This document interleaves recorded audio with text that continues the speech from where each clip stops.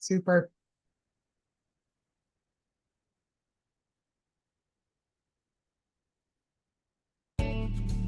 Are you curious about bodies, pleasure, and possibilities? And what about curious about what others are up to on the planet when it comes to pleasure, sex, and play? Have you considered what pleasure can do for your life, your body, and your bank account? Do you know something magical, delightful, and out of this world orgasmic is not only possible for you, but totally available to you? If you're ready to be the magical, sexual, sexy beast you know you can be, and you just need the tools to get there, you're in the right place. Now, here is the host of The Pleasure Zone, sex, relationship, and intimacy coach and holistic health practitioner, Milica Jelenic. Welcome, my sweet pleasure seekers. For those of you who are joining tonight, and you might have seen the title of the show and went, well, that's not sexy. The thing is, in order to get to that place where we can feel sexy, sometimes we got to look at the stuff that isn't so sexy, like the traumas and the different things that have maybe impacted what's going on in your life. And sometimes you could be going through your life for decades even, and you think, oh, everything's good. And, I don't have any sexual dysfunction and life is good. And then out of nowhere, something occurs and all of a sudden your body isn't reacting the same and things are changing and you're wondering what's going on. And first you might chalk it up to maybe I'm going through andropause, maybe I'm going through menopause, maybe it's postpartum depression. We'll often find different things, excuses. We'll try and really hone it in onto there must be a physiological thing going on, a biochemical thing going on. And sometimes it's not. Sometimes the biochemistry is happening, yes, that those hormones are off, but there's an underlying reason for it. And sometimes it's things that we've chosen to ignore for a very long time. And those things that tend to get ignored for a very long time are the things of shame and guilt and all these other feelings that are often quite a big part of what happens if you've ever experienced sexual trauma of any kind. And we're going to get into kind of that as well. How do you define sexual trauma? It's pretty vast. There's a lot to uncover there. Then we're going to also look at so we'll look at that. We'll look at how this has affected your bodies, the nervous system, and everything else that, as a result of that, what else can be going off. And then we're going to look at some solutions. So in this first segment, and I want to put a fair warning out there for people to let you know if you're feeling sensitive to this kind of information, if you have experienced any sexual trauma of any kind, and you're finding this this topic is just you're not ready for it, maybe skip ahead if you want, maybe to the second or third section to find out how your nervous system has been affected, maybe to the third segment where you're going to find some solutions. So I'm going to do this segmentally so that those of you listening, if you want to be able to just skip ahead, you can do that. And if you want to come back to this first section where I'm going to dive into what are some of the main different things that are listed under sexual traumas. That way you'll know if you've ever experienced it. I think a lot of people don't even realize it, or maybe they've brushed it aside. Maybe they've put it so far hidden into the recesses of their mind that they forgot that it's happened. And this is for all genders, all sexes, because this is not something that's just women, or in any particular way. There's lots of men who have also experienced this. There's also a lot of sexual trauma that occurs when people have different identities, gender-wise as well. So I'm going to generalize it to people experiencing these things. So before we dive in, you might want to know, why am I even talking about this? Who am I and why am I qualified? So are any of us qualified, really, truly? Probably not, even if you have a degree in it, because can any of us ever truly understand what another human being has gone through, even if we've gone through something similar? Probably not. Even if you were in the same room with the same with somebody who experienced something that you experienced, you might have interpreted it or experienced it in a different way. So I don't know that we can ever truly understand each other's experiences. However, if you're even slightly empathic or compassionate, you might be able to understand what somebody has suffered through. So, what qualifies me is that I'm a holistic health practitioner. I have been for over almost 28 years. I'm also a sex and intimacy coach as well as a relationship coach. And one of the things that I love to focus on is helping people get out of trauma and into pleasure. And whether that's physical trauma from a car accident and showing them different methods in order to get their body back on track. If it's been trauma from different other experiences in their life where maybe they felt neglect or anything like that, and their body is affected as a result. We have traumas all the time. We have stresses to the point where our bodies are overwhelmed all the time as well. There are differences in that. Today, we are specifically talking about sexual trauma. And I'm not going to get graphic, guys. Oh, I hope I don't get graphic. I don't plan, let me put it this way, I don't plan to get graphic, but if I do get graphic, it's going to be in the first segment when I am describing different sexual traumas. I may tap into my own personal story, but I think you guys have heard it a lot. So if you're an avid listener, you've already heard what I went through. If you are not an avid listener, then there are episodes where I've talked about that. So we today are going to look at what are some of the things that, if you're wondering, have I ever experienced this in your own life, then here are some things to be aware of. Also, be aware too that if you are listening to the whole show, that if some things are triggering for you, just, the lucky thing is, unless you're listening to it while this is going live, you can always just walk away, right? Come back to it later when it's gone into recording. If you're listening it on recording, you can always pause and come back, right? So do self-care while you're listening to this episode, particularly anytime I'm talking about trauma. I think it's really good for you to just be able to take care of yourselves, or anytime you're watching something that triggers you, remember to pause and take care of yourself, because overcoming sexual trauma is a really big thing to experience in life. This is not a little topic. This is a big topic. And until we have some tools under our belt, you'll find that sexual trauma is going to invade your life in different ways. It's going to affect your work. It's going to affect your relationships, even with friends. It affects things in ways that you don't even necessarily realize at the time. It may bring you into friendships or relationships or take you out of them that, had been supportive, but maybe your trust levels are off. You're not really sure anymore about people. So there's a lot of things that can be occurring. So we're going to get into looking at what some of the more common experiences of sexual trauma are. We're also going to look at how trauma affects the nervous system, the brain, the body, all of that. And then we're going to look at some ways to be able to get onto the healing path.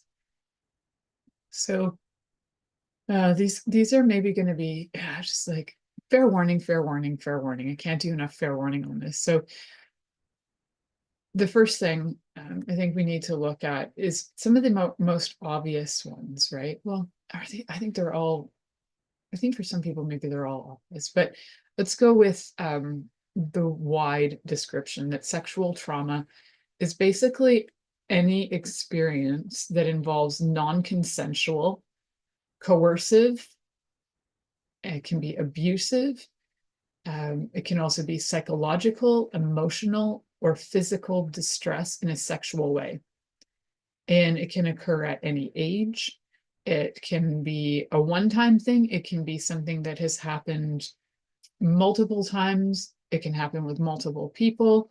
It's not like a competition. You know, I've heard people go, oh, that only happened like once, so it's like no big deal. I'm like, rape happened once. Yeah, that is a big deal. So your body, you can try and be brushing it away for the rest of your life, but unless you have done some things to get the trauma out, the chances are your body is still affected by it.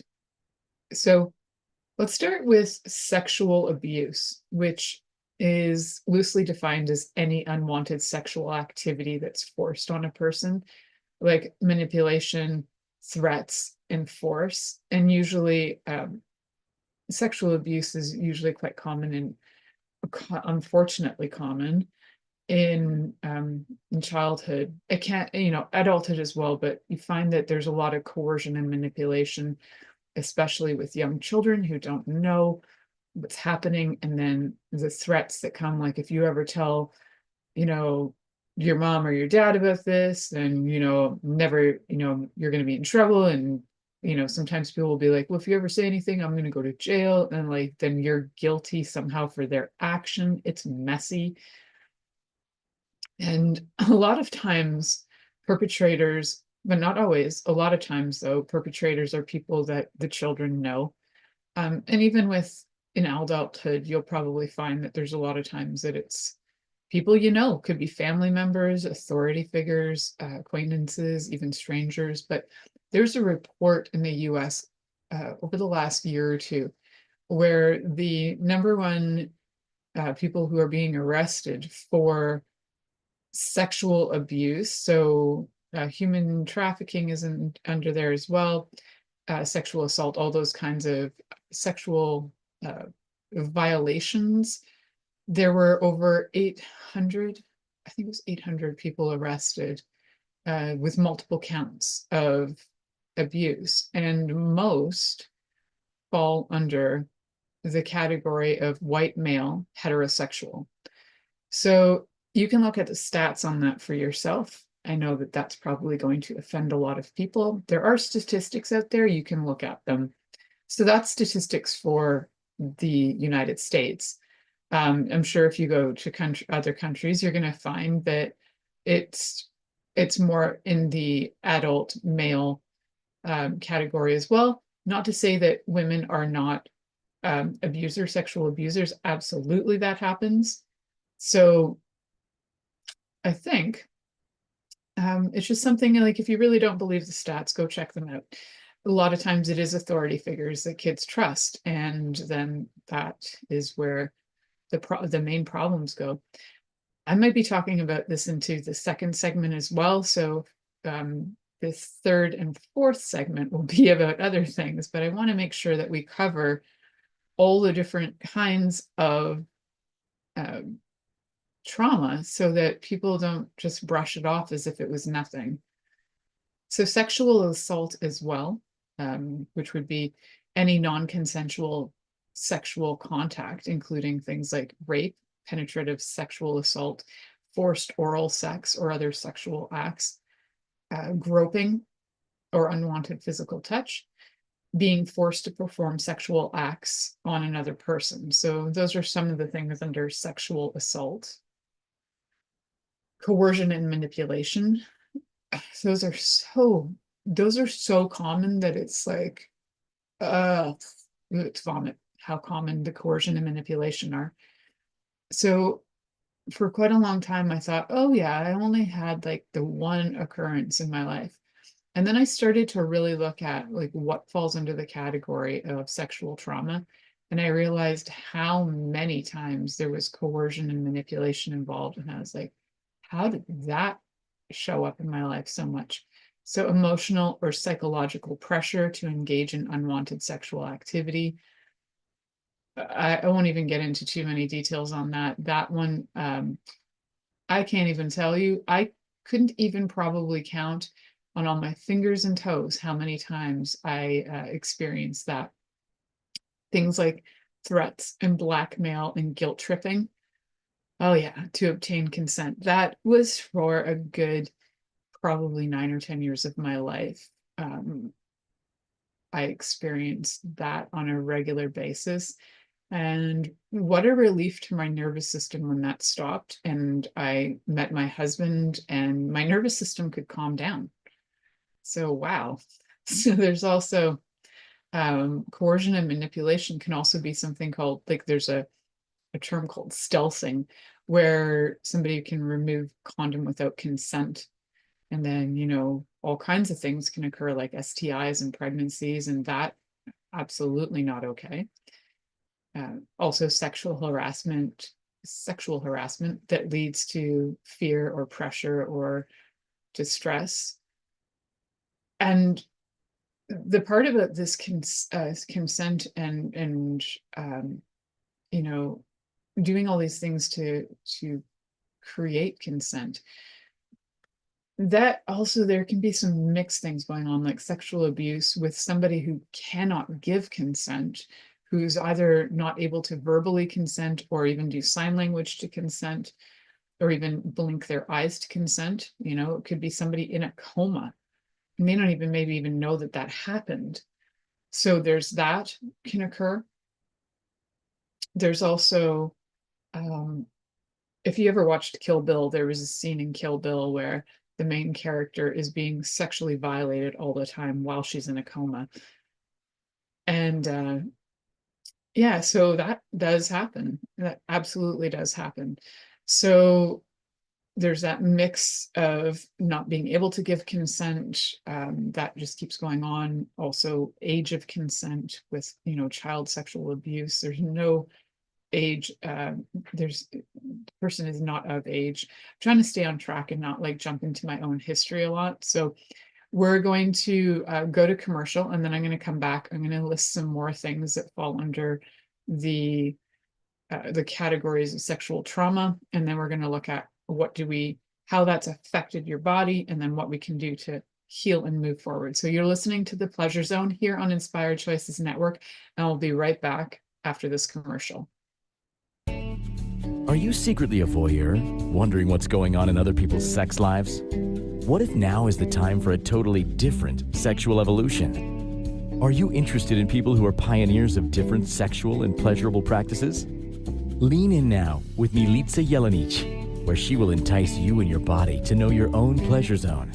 On the Pleasure Zone radio show, with sex, relationship, and intimacy coach, Milica Jelenic, you'll receive tools, inspiration, and a foundation to allow yourself to receive more in your sex life, and quite possibly other areas of your life as well.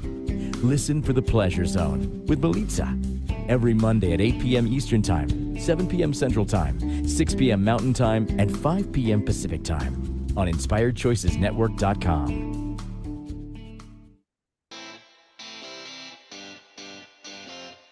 Are you a subject matter expert?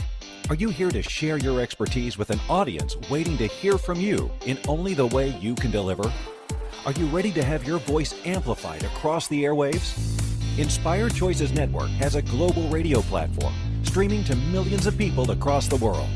Professionally produced and supported by an accomplished team every step of the way, you can broadcast from anywhere in the world, knowing your voice matters, and we ensure it is delivered with ease and efficiency. Eager to hear your message, the world awaits. Contact us today to become an Inspired Choices Network radio host. Email become a host at inspiredchoicesnetwork.com. This is the Pleasure Zone with sex, relationship, and intimacy coach, Milica Jelenic. To participate in the program today, join our live studio audience in our chat room at inspiredchoicesnetwork.com. You can also make the choice to ask or comment by email, info@milicajelenic.com. Now, back to the program. Well, welcome, my sweet pleasure seekers. Today's episode is not for the faint of heart. It is about overcoming sexual trauma. And one of the things we need to look at first is, what are some of the definitions of sexual trauma? What defines that? How do you know if you've experienced it? And as you listen to this in the last segment, you might even be listening and going, oh, I didn't even realize things like manipulation and coercion, how maybe that's occurred in your life, and you didn't even realize how often it occurred. I know for me, that one was like, this is probably, actually, I'd been doing this pleasure zone already. And I think it was during research that I was like, whoa, I didn't even realize that that would even count, I guess.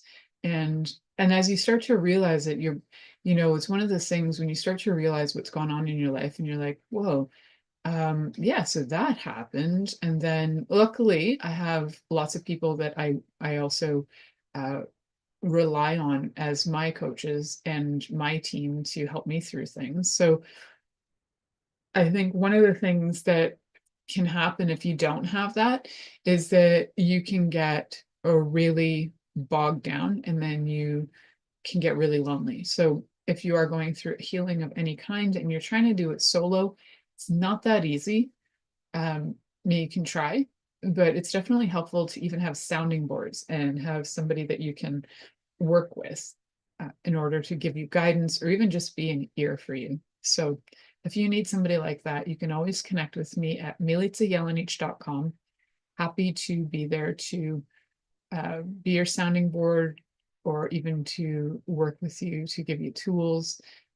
Also working with some of the tools we'll be talking about in this episode as well. So one of the last things we talked about before going to break was about manipulation and coercion, which happens whether you're in a short-term or a long-term relationship. And one of the things is that I worked with a woman for many, many years who, not as her therapist, we worked together in like a company, and she experienced coercion on a regular basis, and I remember pointing it out to her that, even though you're married doesn't mean that you have to do this. So this also falls into the category of intimate partner sexual violence. So whether that's marriage or a long-term relationship, it's somebody that you've been in a relationship with, and there's, forced sex, there's coercion, there are sex acts that are non-consensual, which is different than consensual non-consent, which is more playful and kinky. We're talking about non-consensual, period. And that is not okay. So there is a total misunderstanding, and I hear it all the time, that somehow there's this obligation that if you're married or you're in a long-term loving relationship, that the person that you're with is obligated to have sex with you. They are not. Even if you've been in a long-term relationship, they are not. There is no obligation at any point to have sex with anybody ever. So even though you might not feel like you have choice, know that if you're not feeling like you have choice, there's an issue going on. If you know you have choice, fantastic. If you feel like you don't have choice, that is when you know there's a problem. So if you've been experiencing anything like feeling like you have to have sex, but you don't really want to, and I hear reports about this from both men and women, so it's not just a one-way thing where men are the ones forcing it on their wives and vice versa.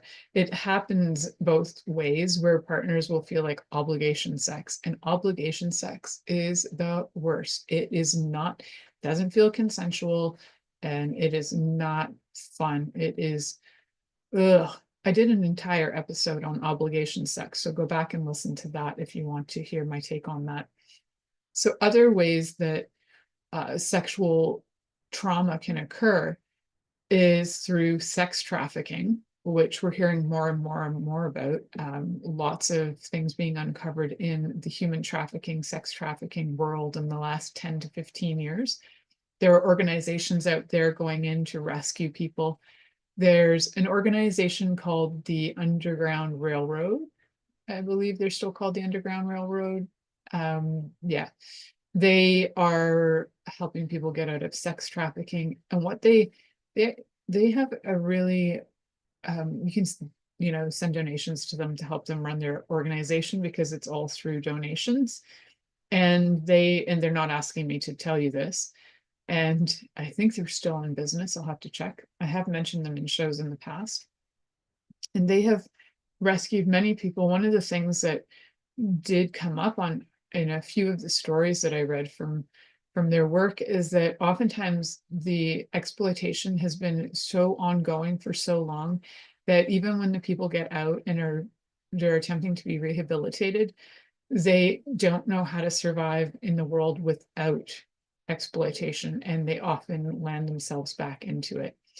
So this is vicious, terrible cycle that can occur. And oh, I feel for people who are going through that. It's yeah, I don't know how long or how much work it would take to have your nervous systems regulated for you to have trust again.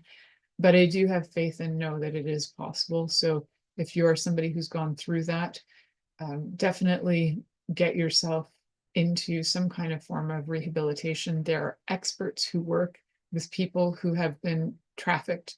Um, they specialize in that form of therapy. So I would go to somebody that specializes in that. Absolutely. And if you need help finding them, I'm happy to help you find resources for that. That is not something I'm trained in, but I do know people who are. So happy to assist with that.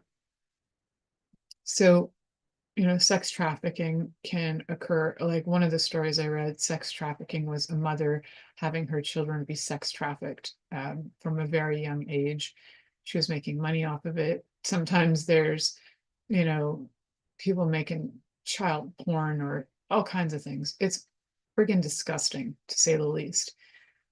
So there's also all kinds of things like sometimes exploitation can be where, maybe you thought you were with somebody you loved and they coerced you into, or you agreed to making like a sex video or something, and then they are putting it out in the world and using it as a manipulation to get money from you or uh, revenge on you, or yeah, there's so many ways. There's also online sexual coercion these days is pretty huge, or grooming, or any of those ways that you're finding that people are, you might find like young teenagers who are feeling lonely or getting online, and people are in like even just regular things like Instagram, talking to young kids and just trying to convince them into sending pictures, and then those pictures are getting sent around all over the place. It's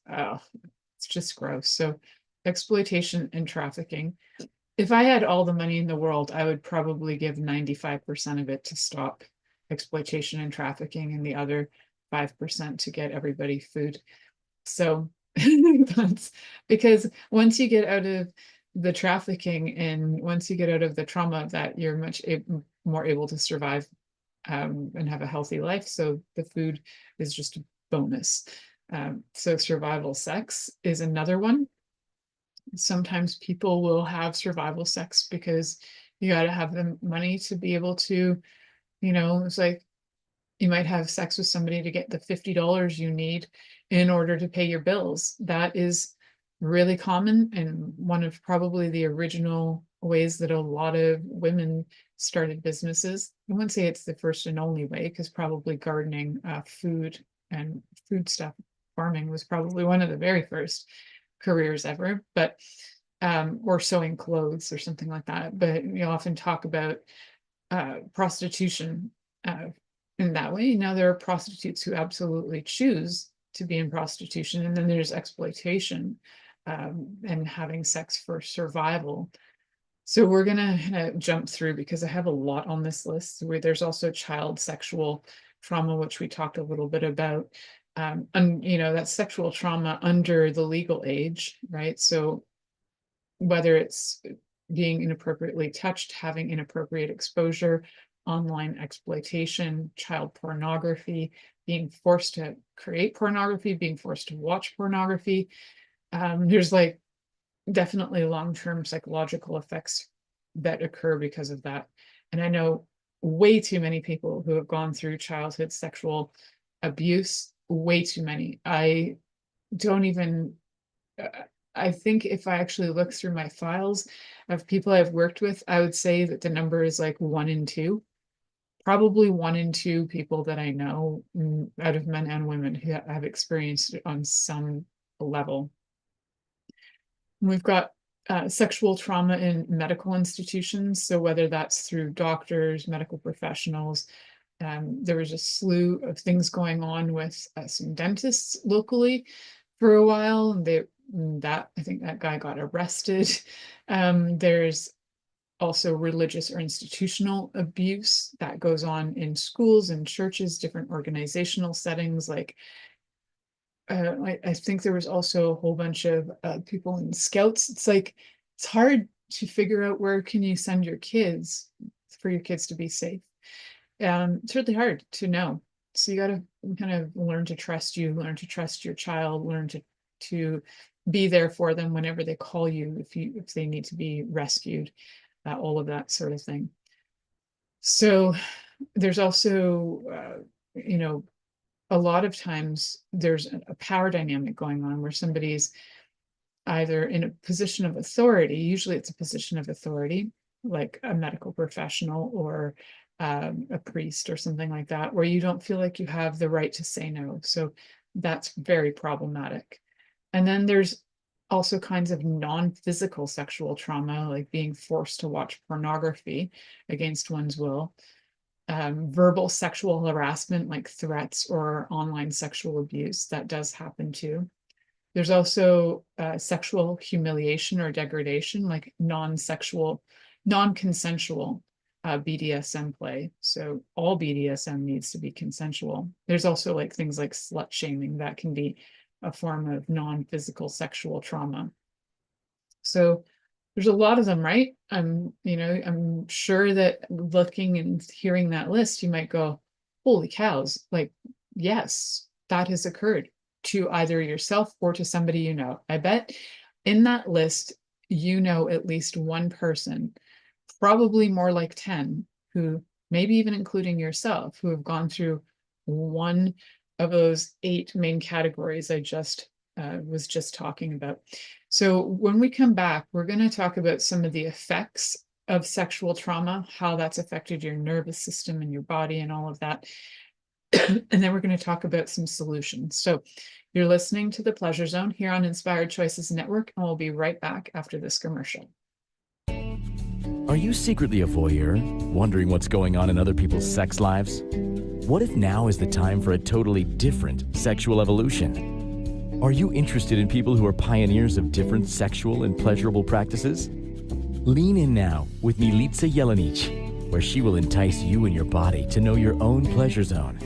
On the Pleasure Zone radio show, with sex, relationship, and intimacy coach, Milica Jelenic, you'll receive tools, inspiration, and a foundation to allow yourself to receive more in your sex life, and quite possibly other areas of your life as well. Listen for The Pleasure Zone with Milica every Monday at 8 p.m. Eastern Time, 7 p.m. Central Time, 6 p.m. Mountain Time, and 5 p.m. Pacific Time on InspiredChoicesNetwork.com.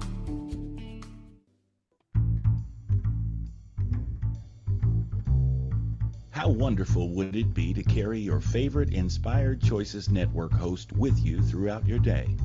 Well, now you can. Inspired Choices Network now has its very own mobile app. Our free app offers live streaming shows, along with thousands of podcasts and TV episodes. Our shows cover a wide variety of topics. Whether you're waking up with us, carrying us through the day, and taking us to bed with you, we're always here for you to enjoy. We're easy to find. Just search for Inspired Choices Network in the Apple App Store or Google Play Store.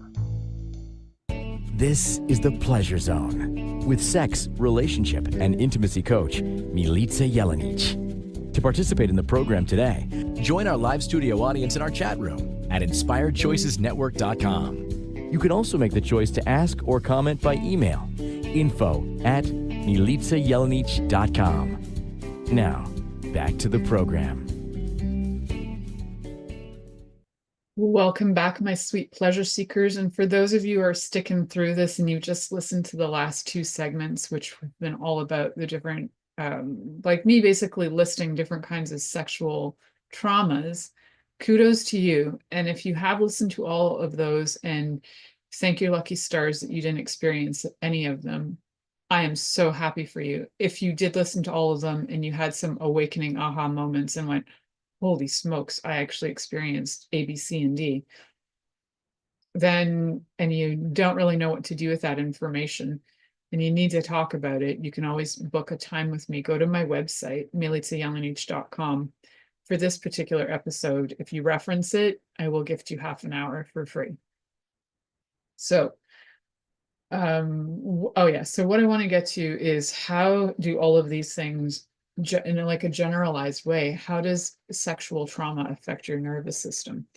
So when you experience trauma of any kind, but we're going to say specifically today about sexual trauma, it affects your autonomic nervous system, or short is ANS.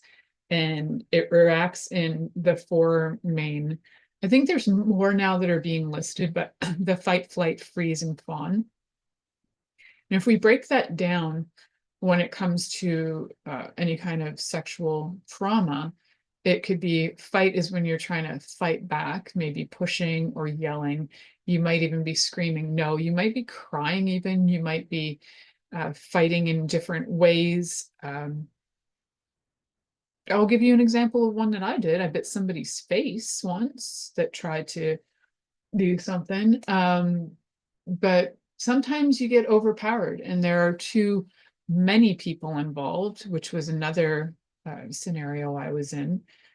And then you might just flight, like you might actually try to flee the situation. So that's one. But sometimes if there are too many people involved, you might just freeze. You might feel immobilized. You might feel completely disconnected. And you might actually feel like you're floating above your body, watching the whole thing as if it was like a weird scene in a movie from a really weird camera angle, and you're like watching everything happening and you can't do anything about it. And then, people will be like, well, you didn't do anything, so, you must have liked it. Well, no, your body has actually shut down and you don't respond. And the thing about that is, and then we have fawn, which is even more awkward at times because you might try to appease the person or comply just so that things won't be as bad. That's when you might get stuck in that people pleasing effect. So it's like you might be you might be saying no, and then the person starts doing something to you, your body, and we've talked about this before, the body sometimes responds because the body gets stimulated. However, that doesn't mean that you have consented. And if you specifically didn't consent and somebody keeps proceeding to do things to you, and your body then has a physiological response because it can't help it, a physiological response does not equal consent. And for a very long time in courts, they would, deny that that was the case. I think now that there's more evidence from sex researchers that bodies can be sexually stimulated without consent, or can just pressure, whether you want it or not, can create a reaction in the body. I think they're starting to realize that yes, rape can occur even if the person's body might have what looks like a pleasure response. There, that fine line between pain and pleasure, or the resistance reaction kind of stuff is so unclear. So how you get clarity is that if you know that you didn't want it, and whether you said it or sometimes you can't say it, maybe your mouth was gagged so you couldn't say anything and you tried to fight back and you couldn't, so what are you going to do? I'm not going to put out too many scenarios because I don't want people to get too visual and maybe get too triggered by those thoughts. So if you have had that fight response where you wanted to fight back, if, pushing, yelling, saying no, maybe even biting their face like I did, maybe there was flight involved, maybe you were able to escape the situation, maybe you froze like I have done before as well, and you just become immobilized and you feel nothing, you feel disconnected, and you literally sometimes can feel like you're watching from above. And fawning, where you just attempt to appease them so that you don't get hurt. I've been in 3 of those. I haven't had the flight situation so great because I'm not very good at running away. So if your trauma has not been fully processed, which is not an easy thing to do, fully process it, then what happens is your nervous system will get stuck in those survival responses, sometimes in many of those responses, and it'll flip back and forth. And it will lead to things like long-term dysregulation. And one of the ways you can have long-term dysregulation is, like, for example, if your body is on sympathetic nervous system overload, hyperarousal, for example, you might end up with chronic anxiety or panic attacks. You might have hypervigilance. You might have sleep disturbances like insomnia or difficulty feeling safe. You might have heightened sensitivity to touch or sound or movement. So sympathetic nervous system overload is hyperarousal, always feeling like there's too much happening. That hypervigilance is really, really high. Then we have hypoarousal, which is the dorsal vagal shutdown, so nervous system collapse. And sometimes what that leads to is things like disassociation, where you feel numb or detached from reality. You might feel emotional flatness. So sometimes you feel like loss of joy, loss of any, like just loss of experience, expression, loss of emotions in general. You might feel exhausted, fatigue. You might notice that your libido just disappears, or you start to have sexual dysfunction as the body doesn't really want to have sex. So trauma gets stored in the body, and when the body has stored trauma in it, it will create things like chronic pain, whether it's chronic pain in your pelvis or headaches or muscle tension. You might think your whole life, you're like, oh, well, maybe it's my aging, or I have this, or maybe I have fibromyalgia. But if you have some things that are chronic conditions and the doctor has no solution for you, go to somebody who is a trauma-informed body worker, trauma-informed therapist, like who does EMDR or somatic body work, because your body will start to tell you what is creating all of that chronic pain.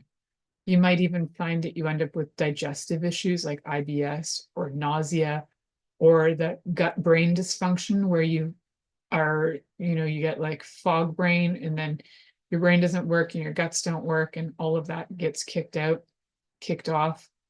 It can lead to, because your body is in either hypoarousal or hyperarousal, it can lead to autoimmune conditions. It can lead to chronic inflammation. It can lead to a lot of things that are unexplained medical symptoms that they're like, we don't know why this is happening. All your tests show up as normal. Well, chances are there is trauma that has been stored in your body, and your body is now affected by it. So those are somatic effects. Soma means body, so somatic effects are body effects of the body. And it also, it'll have impacts in other ways as well. Like it'll impact your relationships, like even down to friendships. Friendships and family relationships, especially if family was involved. A lot of times you'll see family siding with the perpetrator, which is mind-boggling, but families will side with the perpetrator, and it will be sort of assumed that everything's okay. It's okay, Uncle, I don't know, we'll give him a name, Bob. Uncle Bob is, it's just Uncle Bob, it's just what he's done. It's what and he's probably sexually abused every child in the whole family. But it's, they just brush it off as, we don't want to make any waves, so we're just gonna let Uncle Bob do whatever he wants. That happens. And then so it can destroy families, absolutely. It can destroy relationships. It can destroy your trust in the people that you thought you could trust. It can do a lot. It can, friendships and can be lost as well. And then there's the impact on other parts, right, of your relationships. So fear of intimacy, fear of physical touch in general, like maybe being touched, because you're more hypersensitive, any kind of touch might throw you off. Having somebody who's an incredibly good lover, and in the way that I mean good is that they ask you, they communicate, they understand consent, communication, and curiosity. So they're willing to try new things that you're comfortable with. They're willing to talk with you about what's going on, how your body's responding, and they know consent is number one. Those are your good lovers. I don't care what skill set he or she has or they have in the bedroom. If they can give you 500 orgasms, I don't care about that. Do they have consent, communication, and curiosity? That makes them an excellent lover.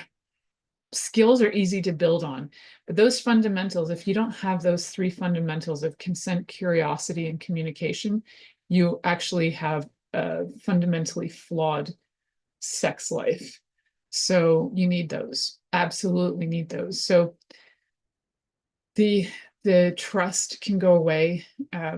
Trusting partners, trusting anybody. There's feelings of guilt and shame, and sometimes you don't even want to even be in your body, so it's hard to even be present in your body to enjoy anything. You might just avoid all sexual activity, or you might become hypersexual as a coping mechanism, which was one of the things I did. I became hypersexual to try and regulate my nervous system, but also to try and be empowered as if I was in control. And it took me a while to realize that that wasn't functioning. So, definitely having good therapists helped me a lot, and having different kinds of therapy. And some of the therapy was body work that is somatic, which I now do with people. So we're going to talk about some of the healing, how to heal the nervous system after sexual trauma. We're going to talk about that in this next segment before the show ends. So you're listening to The Pleasure Zone here on Inspired Choices Network, and we'll be right back after this commercial. Are you secretly a voyeur, wondering what's going on in other people's sex lives? What if now is the time for a totally different sexual evolution? Are you interested in people who are pioneers of different sexual and pleasurable practices? Lean in now with Milica Jelenic, where she will entice you and your body to know your own pleasure zone. On the Pleasure Zone radio show, with sex, relationship, and intimacy coach, Milica Jelenic, you'll receive tools, inspiration, and a foundation to allow yourself to receive more in your sex life, and quite possibly other areas of your life as well. Listen for the Pleasure Zone with Milica every Monday at 8 p.m. Eastern Time, 7 p.m. Central Time, 6 p.m. Mountain Time, and 5 p.m. Pacific Time on InspiredChoicesNetwork.com. This is the Pleasure Zone with sex, relationship, and intimacy coach, Milica Jelenic. To participate in the program today, join our live studio audience in our chat room at InspiredChoicesNetwork.com. You can also make the choice to ask or comment by email, info@MilicaJelenic.com. Now, back to the program. Welcome back, my sweet pleasure seekers. We have been talking about being able to overcome sexual trauma. And one of the things we talked about in the first two segments are definitions of what sexual trauma is, different categories. We could say there's probably more. There's kind of 8 main ones. And then we talked also about how your body responds, how the fight, flight, freeze, fawn, your autonomic nervous system, how that kicks in, how that affects things like if your body is hyper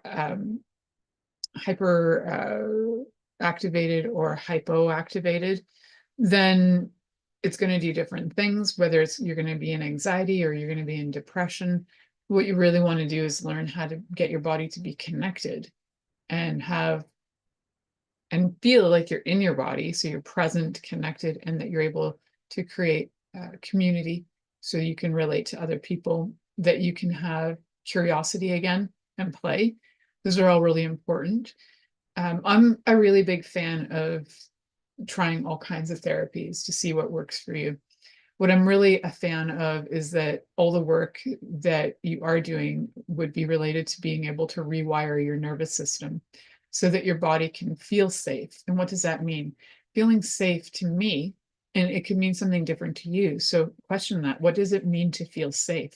And if you're like, I have no idea, it might be a good indicator that you've never felt safe.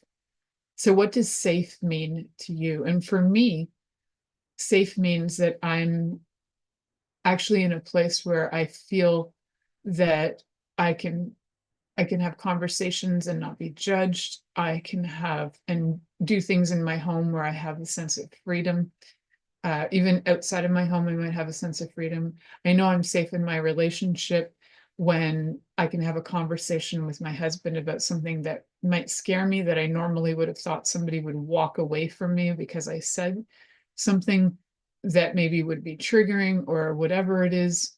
And that, we're able to be adults, sit down and have a conversation. So I don't feel abandoned. That's really important to me, is to not feel abandoned so that I don't fall into my category. So I can feel securely attached rather than feeling anxious attachment, right? So getting to a place out of anxious attachment into a feeling of secure attachment, being able to feel present and connected. So some of those methods are somatic therapy, which can include body-based work, like the work that I do, also breath work, movement of any kind, which is another kind of somatic work that I do, is movement work, and touch therapy. That's another kind of somatic work that I do as well. I like really love somatic work, so those are some of my favorites. And within the somatic work, there are polyvagal exercises that I teach people. So those are ones that polyvagal exercises are anything that stimulates the vagus nerve to shift from fight or flight to relaxation. And so yoga falls under that category, along with Pilates. There's a lot of different work that is polyvagal, not that they label it that way, but it actually is. It'll help your body shift from fight or flight to relaxation.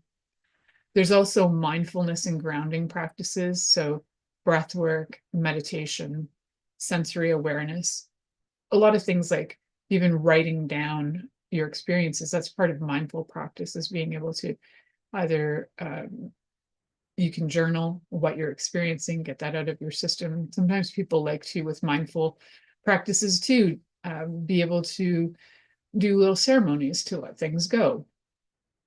And then you can start to do things by slowly reintroducing different kinds of pleasure and intimacy. So you can do that for yourself first. So learning what parts of your body you feel okay with touching. Dance is great. Dance therapy, I've done that as well, which is a lot of fun. And doing things that are just simple self-care, like taking yourself to get a pedicure, or going and getting, you're a professional barber to do your mustache or something. Like, your simple self-care. Bathing is like number one, I think, for self-care, and sleep. Those two are really important for self-care. And then also looking at things like different kinds of therapeutic support, whether it's trauma-informed coaching or different kinds of therapy. EMDR, fantastic. I'm currently learning a kind of work called family constellations, which is also fantastic for trauma. So, and so there's also play therapy. There is, guys, there's so much available. One of the things I'd encourage you to do is, if this is something that speaks to your heart, or if you're somebody who's experienced this and you want to know more, and you like, listening to I love audiobooks, but you can buy this book called The Body Keeps the Score. And The Body Keeps the Score it's a pretty heavy read. It has a lot of references to things like different studies, and there's, I think it's one of the best books out there on, because it's so all encompassing on how to heal trauma, that it'll give you a lot of ideas on things you can do. It'll give you ideas on how far we've come in the last 50 years when it comes to trauma, because boy, 50 years ago, we didn't have this information in the same way. Thank you for listening, Thank guys. you for Have a choosing to great night. listen to The Pleasure Zone with sex, relationship, and intimacy coach Milica Jelenic. We'll return next Monday at 8 p.m. Eastern Time, 7 p.m. Central, 6 p.m. Mountain Time, and 5 p.m. Pacific on InspiredChoicesNetwork.com. We hope you'll join us. Until then, have the best week of your life by choosing to be turned on